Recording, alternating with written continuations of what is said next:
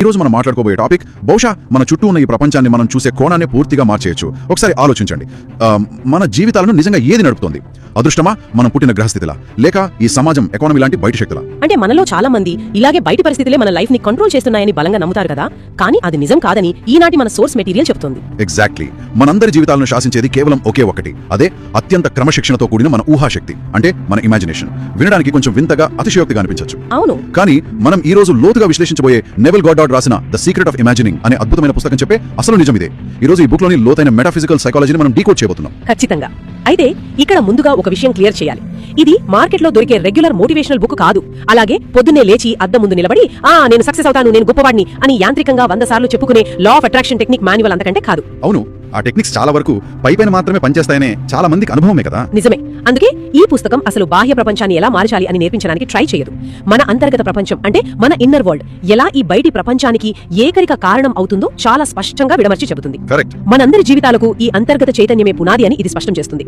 ఈ లాజిక్ ని గనక మనం సరిగ్గా అర్థం చేసుకుంటే ఇకపై ఎవరు కూడా వాస్తవికతను పాత కోణంలో చూడలేరు. సరే, దీన్ని కొంచెం వివరంగా చూద్దాం. అసలు ఈ నెవిల్ గోడార్డ్ ఎవరు? ఈయన థియరీకి ఎందుకు అంత ఇంపార్టెన్స్ ఉంది? నెవిల్ గోడార్డ్ 1905లో బార్బెడోస్ లో పుట్టి ఆ తర్వాత అమెరికాకు వలస వెళ్లిన 20వ శతాబ్దపు గొప్ప మిస్టిక్ మరియు ఫిలాసఫర్. ఆయన ఏ మతానికి చెందిన ప్రబోధకుడు కాదు, అలాగని కేవలం డబ్బు సంపాదించుకునే సెల్ఫ్ హెల్ప్ వ్యాపారవేత్త కూడా కాదు. ఆయన ఆలోచనలు చాలా భిన్నంగా ఉంటాయి. అవును, ఆయన చేసిన అత్యంత సాహసోపేతమైన పని ఒకటి ఉంది. బైబిల్ ని ఆయన ఒక చారిత్రక గ్రంథంలా చూడలేదు. అంటే దాన్ని ఒక సైకలాజికల్ మాన్యువల్ గా. ఎగ్జాక్ట్లీ. దాన్ని మానవ చైతన్యానికి, అంటే హ్యూమన్ కాన్షియస్నెస్ కి సంబంధించిన ఒక సైకలాజికల్ మాన్యువల్ గా ఆయన అర్థం చేసుకున్నారు. దేవుడు ఎక్కడో ఆకాశంలో కూర్చున్న వ్యక్తి కాదని, మనలో ఉన్న అద్భుతమైన ఊహాశక్తే దేవుడని ఆయన చాలా రాడికల్ విషయాన్ని ప్రపంచం ముందుంచారు. ఇక్కడ ఆశ్చర్యపరిచే విషయం ఏంటంటే ఆయన సిద్ధాంతం మొత్తం ఒకే ఒక మూల స్తంభం మీద నిలబడి ఉంటుంది. అదేమిటంటే ఊహించడమే వాస్తవాన్ని సృష్టిస్తుంది. Imagining creates reality. వావ్. అని ఇక్కడ మనం ఒక ముఖ్యమైన డిఫరెన్స్ ని గమనించాలి. ఊహించడం అంటే గుడ్డిగా ఏవేవో కోరికలు కోరుకుంటూ అవి ఎప్పుడు తీరుతాయా అని దేవుడి కోసమో అదృష్టం కోసమో ఎదురు చూడటం కాదు. అంటే కేవలం డే డ్రీమింగ్ చేయడం కాదనమాట, పగటి కలలు కనడం లాంటిది కాదు. కాదు. అవును, నెవిల్ సిద్ధాంతం ప్రకారం ఈ విశ్వంలో సృష్టి ఇప్పటికే పూర్తయింది. అంటే మనకు కావాల్సిన ప్రతి ఒక్కటి ఒక సాధ్యత లేదా పాసిబిలిటీ రూపంలో ఇప్పటిక్కడే ఉనికిలో ఉంది. ఓహో. మనం కొత్తగా శ్రమపడి సృష్టించాల్సింది ఏమీ లేదు. మన పని కేవలం ఆ సాధ్యతను ఎంచుకోవడమే. అందుకే ఆయన ఒక అద్భుతమైన మాట చెబుతారు, కోరిక ఇప్పటికే తీరిపోయింది అనే భావనను స్వీకరించండి అని. ఇది చాలా ఇంట్రెస్టింగ్. అంటే ఒక వస్తువు లేదా పరిస్థితి కావాలని కోరుకునే ఆ లాక్ ఫేజ్ లో ఉండిపోకుండా అది ఇప్పటికీ మన దగ్గర ఉందనే మానసిక స్థితిలోకి, అంటే ఆ స్టేట్ ఆఫ్ మైండ్ లోకి వెళ్ళిపోవాలంటున్నారు. అవును. కానీ మనం సాధారణంగా ఊహించడం అనగానే కళ్ళు మూసుకుని రంగురంగుల దృశ్యాలు చూడటం అనుకుంటాం. కానీ నెవిల్ చెబుతున్నది అది కాదు కదా. అవునండి, ఇది కేవలం విజువలైజేషన్ కాదు, ఇది ఫీలైజేషన్ అనొచ్చు. ఉదాహరణకు, ఎవరికైనా ఆర్థిక స్వేచ్ఛ అంటే ఫైనాన్షియల్ ఫ్రీడమ్ కావాలనుకుందాం. అప్పుడు కళ్ళు మూసుకుని ఆకాశం నుంచి నోట్ల కట్టలు పడుతున్నట్లు, వాటిని కూర్చుని లెక్కిస్తున్నట్లుగా ఊహించుకోకూడదు. మరేం చేయాలి? ఆర్థికంగా పూర్తిగా స్థిరపడిన తర్వాత ఒక వ్యక్తి మనసులో ఎలాంటి ప్రశాంతత ఉంటుంది? బిల్లులు ఎలా కట్టాలి అనే టెన్షన్ లేనప్పుడు ఆ సెన్స్ ఆఫ్ సెక్యూరిటీ, భద్రతా భావం ఎలా ఉంటుంది? ఆ భావోద్వేగాన్ని, ఆ ప్రశాంతతను మానసికంగా ఇప్పుడే ఈ ప్రస్తుత క్షణంలోనే అనుభూతి చెందాలి. నేనిప్పుడు ఆర్థికంగా స్వేచ్ఛగా ఉన్నాను అనే ఐడెంటిటీని అంతర్గతంగా ధరించాలి. దీనికి ఒక మంచి అనాలజీ చెప్పుకోవచ్చు. మన స్మార్ట్ ఫోన్ లోని ఆపరేటింగ్ సిస్టమ్ ఓఎస్ లాంటిది. మన మెంటల్ స్టేట్ అనేది ఓఎస్ అయితే, మన రోజు చేసే పనులు, యాక్షన్స్ అన్ని అందులో ఉండే యాప్స్ లాంటివి. కరెక్ట్. మన మైండ్ లో ఎప్పుడూ నా దగ్గర డబ్బు లేదు, నేను కష్టాల్లో ఉన్నాను అనే ఒక కొరత లేదా లాక్ తో కూడిన ఓఎస్ రన్ అవుతుంటే, మనం బయట ఎన్ని కొత్త యాప్స్ ఇన్స్టాల్ చేసినా, అంటే బయట ఎన్ని రకాలుగా కష్టపడి పనిచేసినా ఆ యాప్స్ క్రాష్ అవుతూనే ఉంటాయి. ఆపరేటింగ్ సిస్టమ్ మారనంత వరకు పర్ఫార్మెన్స్ మారదు. అద్భుతమైన పోలిక అండి. మన ప్రయత్నాలు లేదా మన ఆందోళనలు పరిస్థితులను సృష్టించవు.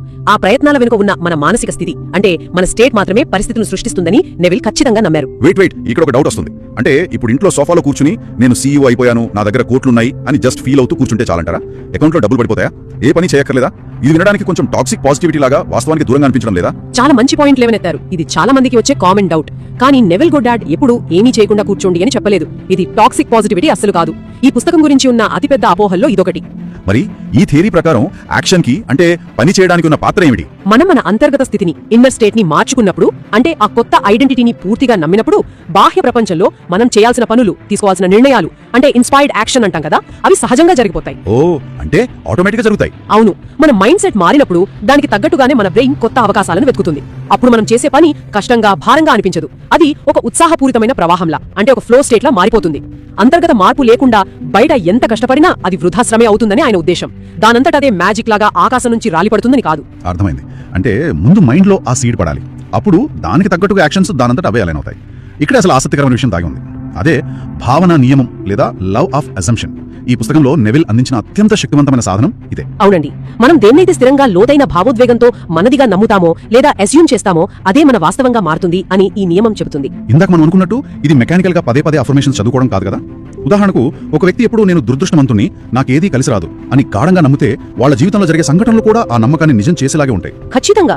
అదే నేను చాలా ప్రత్యేకమైన వాడిని, జీవితం నాకెప్పుడు సపోర్ట్ చేస్తుంది అని మనస్ఫూర్తిగా నమ్మితే ఆశ్చర్యకరంగా పరిస్థితులు కూడా అవే సర్దుకుంటాయి. ప్రతి ఆవిష్కరణ, ప్రతి గొప్ప విజయం భౌతికంగా జరగడానికి ముందే ఎవరిదో ఒకరి ఊహలో, నమ్మకంలో పుట్టినవే కదా. నెవిల్ అన్నట్లుగా బాహ్య ప్రపంచం అనేది మన అంతరంగ ప్రతిరూపమే. World is your self pushed out. ఇది వినడానికి చాలా సింపుల్ గా అనిపిస్తుంది, కానీ చాలా డీప్ కాన్సెప్ట్. దీన్నే మనం అద్దం ఎనాలజీతో కూడా అర్థం చేసుకోవచ్చు కదా. మనం అద్దం ముందు నిలబడినప్పుడు అందులో మన ముఖం నవ్వుతూ కనిపించాలంటే ఏం చేయాలి? ముందు మనం నవ్వాలి. అంతేగాని నవ్వడం కోసం అద్దాన్ని పట్టుకుని తుడిస్తే లాభం లేదు. అవును. అలాగే మన అంతర్గత స్థితిలో మార్పు నాకుండా బాహ్య ప్రపంచం అంటే ఈ 3D రియాలిటీ ఏ నాటికి మారదు. లోపల మారితే అద్దంలో ప్రతిబింబం లాంటి ఈ బాహ్య ప్రపంచం మారి తీరాల్సిందే. దీన్ని మనం విస్తృత కోణంలో చూస్తే నేటి ఆధునిక సమాజపు పరిస్థితులు మనకు స్పష్టంగా అర్థమవుతాయి. నేడు సమాజంలో ఎటు చూసినా ఎంతో ఆందోళన, ఎంజైటీ కనిపిస్తోంది. సోషల్ మీడియా ఓపెన్ చేస్తే చాలు నిరంతరం ఇతరులతో పోల్చుకోవడం పెరిగిపోయింది. చాలా ఎక్కువైపోయింది. దాన్ని చూసి అందరూ స్ట్రెస్ ఫీల్ అవుతున్నారు. అవును, నేను జీవితంలో వెనుకబడి ఉన్నాను, నాకు ఇంకా సరైన గుర్తింపు రాలేదు, నా ఫ్రెండ్స్ అందరూ సెటిల్ అయ్యారు, నేను ఇంకా కష్టపడుతూనే ఉన్నాను అనే ఒకానొక కొరతతో కూడిన, భయంతో కూడిన మానసిక స్థితిలో చాలా మంది జీవిస్తున్నారు. ఈ పాయింట్ చాలా కనెక్టింగ్ గా ఉంది. మరి నెవిల్ తత్వశాస్త్రం దీనికి ఎలాంటి సమాధానం ఇస్తుంది? ఎవరూ జీవితంలో వెనుకబడి లేరు. వారు కేవలం వెనుకబడి ఉన్నాం అనే ఒక మానసిక స్థితిలో, అంటే ఆ స్టేట్ ఆఫ్ ల్యాక్ లో బందీ అయి ఉన్నారు అని నెవిల్ థియరీ చెబుతుంది. ఆ నెగటివ్ స్టేట్ ని వదిలేసి ఒక అబండెన్స్, సమృద్ధి అనే స్టేట్ లోకి మారాలని చెబుతుంది. అయితే ఇక్కడ అసలు ప్రాక్టికల్ ప్రాబ్లం వస్తుంది. వినడానికి ఇదంతా బాగానే ఉంది, కానీ ప్రస్తుతం అప్పుల్లో ఉన్న వ్యక్తి లేదా ఉద్యోగం లేక స్ట్రెస్ లో ఉన్న వ్యక్తి తను చాలా రిచ్ అయినట్లు, సక్సెస్ఫుల్ అయినట్లు ఎలా ఫీల్ అవ్వగలడు? ఇది ఒక ముఖ్యమైన ప్రశ్న లేవనెత్తుతుంది. మరి దీన్ని ఆచరణలో పెట్టడం ఎలా? ఏమైనా ఖచ్చితమైన టెక్నిక్ ఉందా? ఖచ్చితంగా ఉందండి. దీనికోసం నెవిల్ ఫీలింగ్ ఇట్ రియల్ అనే ఒక అద్భుతమైన టెక్నిక్ ను సూచించారు. దీన్ని స్టేట్ అకిన్ టు స్లీప్ లేదా షాట్స్ అని కూడా అంటారు. ఇది ఎంతో సులభమైనది, కానీ అత్యంత ప్రభావవంతమైనది. దీన్ని ఎలా ప్రాక్టీస్ చేయాలో కాస్త డీటెయిల్ గా చెప్తారా? రాత్రి నిద్రపోయే ముందు, అంటే మనం కొద్దిగా మగతా నిద్రలో ఉన్న స్థితిలోకి, ఆ డ్రౌజీ స్టేట్ కి చేరుకున్నప్పుడు దీన్ని సాధన చేయాలి. ఆ సమయంలో లాజికల్ గా ఆలోచించే మన కాన్షియస్ మైండ్ కాస్త విశ్రాంతి తీసుకుంటుంది. సరిగ్గా అప్పుడు మన కోరిక ఇప్పటికీ నెరవేరినట్లుగా సూచించే ఒక చిన్న సన్నివేశాన్ని ఊహించుకోవాలి. అంటే పెద్ద పెద్ద కథలు లేదా గంటల కొద్ది సినిమా లాంటి దృశ్యాలు ఊహించుకోవాలా? దానికి అవసరం లేదా? అక్కర్లేదు. కేవలం 5 లేదా 10 సెకండ్ల నిడివి ఉన్న ఒక చిన్న సంఘటన సరిపోతుంది. ఉదాహరణకు, ఒక వ్యక్తికి ప్రమోషన్ కావాలనుకుందాం. ప్రమోషన్ వచ్చినందుకు వాళ్ళ తోటి ఉద్యోగి లేదా వాళ్ళ బాస్ ఆప్యాయంగా షేక్ హ్యాండ్ ఇస్తూ కంగ్రాట్స్, యు డిజర్వ్ ఇట్ అని అభినందిస్తున్నట్లు ఊహించుకోవాలి. ఓకే. ఆ కరచాలనలోని స్పర్శను, ఆ మాటలను స్పష్టంగా వింటున్నట్లు ఫీల్ అవ్వాలి. ఆ సంతోషాన్ని ప్రస్తుత క్షణంలోని అనుభవిస్తూ ఆ నెరవేరిన భావనలోనే మెల్లగా నిద్రలోకి జారుకోవాలి. వావ్! ఆ విశ్రాంత స్థితిలో ఉన్నప్పుడు మన ఉపచేతన మనస్సు అంటే సబ్ కాన్షియస్ మైండ్ ఈ కొత్త భావనలను ఎలాంటి లాజికల్ క్వశ్చన్స్ వేయకుండా, ప్రతిఘటన లేకుండా స్వీకరిస్తుంది కదా. అవును, మన బ్రెయిన్ కి నిజంగా జరుగుతున్న దానికి, మనం స్పష్టంగా ఊహించుకుంటున్న దానికి అసలు తేడా తెలియదు. ఉదాహరణకు, మనం కళ్ళు మూసుకుని ఒక పుల్లటి నిమ్మకాయ కొరికి తింటున్నట్లు ఊహించుకుందాం. వెంటనే నోట్లో లాలజలం ఊరుతుంది. నిమ్మకాయ అక్కడ లేదు, కానీ ఊహకు శరీరం రియాక్ట్ అయింది. ఇది కూడా అంతే. ఈ పద్ధతి వెనుక ఉన్న సైంటిఫిక్ కనెక్షన్ చూస్తే నిజంగా ఆశ్చర్యం వేస్తుంది. నెవిల్ దశాబ్దాల క్రితమే ఆధ్యాత్మిక భాషలో చెప్పిన ఈ విషయాలనే నేటి ఆధునిక న్యూరో సైన్స్ ప్రయోగాత్మకంగా నిరూపిస్తోంది. న్యూరో సైన్స్ దీని గురించి ఎలా వివరిస్తుందో కొంచెం చెప్తారా? తప్పకుండా. మనం ఒకే దృశ్యాన్ని, ఒకే భావనను పదే పదే అనుభూతి చెందినప్పుడు మన మెదడులో కొత్త న్యూరల్ పాత్వేస్ ఏర్పడతాయి. అంటే మెదడు వైరింగ్ మారుతుంది. అలాగే మన మెదడులోని రెటికులర్ యాక్టివేటింగ్ సిస్టమ్ అంటే RAS గురించి చాలా మందికి తెలిసే ఉంటుంది. ఇది మన బ్రెయిన్ లో ఒక ఫిల్టర్ లాగా లేదా ఈ సోషల్ మీడియా అల్గారిథం లాగా పనిచేస్తుంది. సోషల్ మీడియా అల్గారిథం లాగానా? అంటే? అవును. మీరు ఇన్స్టాగ్రామ్ లో పదే పదే కార్ల వీడియోలు చూస్తే అది మీకు కేవలం కార్ల వీడియోలనే చూపిస్తుంది కదా. అలాగే మన RAS కూడా పనిచేస్తుంది. ఉదాహరణకు, మీరు ఒక ఎరుపు రంగు కారు కొనుక్కోవాలని బలంగా డిసైడ్ అయ్యారనుకోండి, మరుసటి రోజు నుంచి రోడ్డు మీద మీకు ఎక్కడ చూసినా ఎరుపు రంగు కార్లే కనిపిస్తాయి. నిజమే. అంతకు ముందు ఆ కార్లు రోడ్డు మీద లేవా అంటే ఉన్నాయి, గానీ మన బ్రెయిన్ వాటిని ఫిల్టర్ చేసింది. ఎప్పుడైతే మనం ఒక లక్ష్యాన్ని గాఢంగా ఫీల్ అయ్యామో, మన RAS దానికి సంబంధించిన అవకాశాలను, వ్యక్తులను, మార్గాలను మాత్రమే మనకు స్పష్టంగా చూపిస్తుంది. నెవిల్ చెప్పిన ఫీలింగ్ ఇట్ రియల్ చేసేది కూడా ఇదే. ఎంత అద్భుతమైన కనెక్షన్! ఐడెంటిటీ బేస్డ్ హ్యాబిట్స్ అంటే మన గుర్తింపును మార్చుకోవడం ద్వారా అలవాట్లను మార్చుకునే విధానం గురించి ఈ రోజు డాక్టర్ జో డిస్పెన్జా, జేమ్స్ క్లియర్ లాంటి ఎంతో మంది ఆధునిక సైంటిస్టులు, రైటర్లు మాట్లాడుతున్నారు. మనం ఒక కొత్త మానసిక స్థితిని స్థిరంగా ఆచరించినప్పుడు మన ఆలోచన విధానం మారుతుంది, మన ప్రవర్తన మారుతుంది.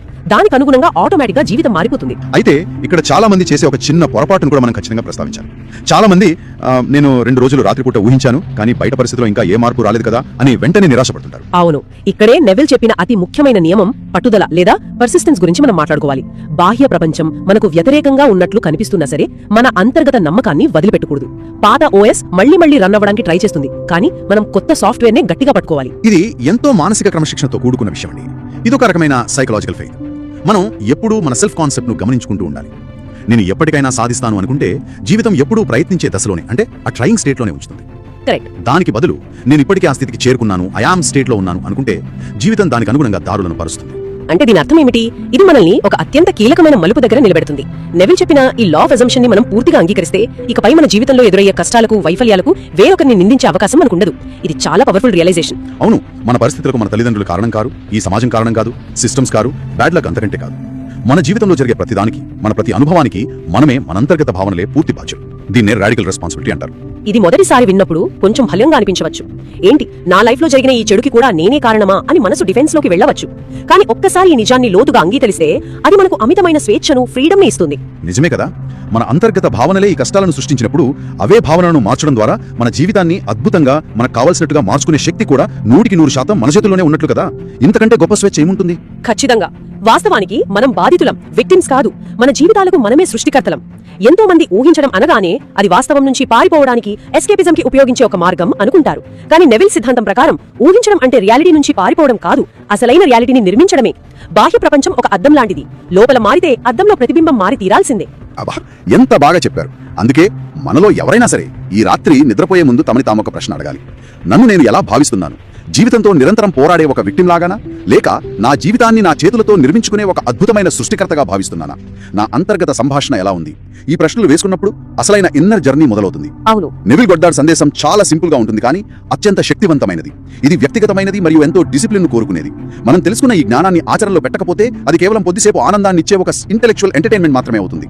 కానీ మన ఈ సమగ్ర పరిశీలన, డీప్ డైవ్ కేవలం వినోదం కోసం ఉద్దేశించినది కాదు. ఇది ఖచ్చితమైన పరివర్తన, అంటే ట్రాన్స్ఫర్మేషన్ తీసుకురావాలన్న ఉద్దేశంతో చేస్తున్నది. అవునండి. అయితే ముగించే ముందు వినేవారి కోసం ఒక సరికొత్త ఆలోచనను మేమిక్కడ ఉంచాలనుకుంటున్నాము. నెవిల్ పుస్తకంలో దీని ప్రస్తావన డైరెక్ట్ గా లేకపోయినా ఈ సిద్ధాంతాన్ని కొంచెం బ్రాడ్ లెవెల్లో ఆలోచిస్తే తలెత్తే ఒక అద్భుతమైన ప్రశ్న ఇది. ఏమిటది? వ్యక్తిగత భావనలు, ఇండివిజువల్ అజంప్షన్స్ వ్యక్తిగత వాస్తవాన్ని సృష్టిస్తాయని మనం తెలుసుకున్నాం.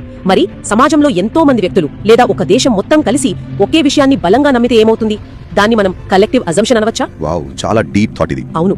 అంటే మనందరి ఉమ్మడి ఊహాశక్తే మన చుట్టూ ఉన్న ఈ విశాలమైన భౌతిక ప్రపంచ నిర్మాణాన్ని, ఇక్కడి నియమాలని, ఎకానమీని నడుపుతోందా? బహుశా మనందరం కలిసి ఉమ్మడిగా కంటున్న ఒక మహా స్వప్నమే ఈ వాస్తవిక ప్రపంచమా? దీని గురించి అందరూ కాస్త తీరికగా ఆలోచించండి. నిజంగా అదొక అద్భుతమైన దృక్కోణం. మన ఇమాజినేషన్ కున్న అనంతమైన పరిధిని అది సూచిస్తోంది.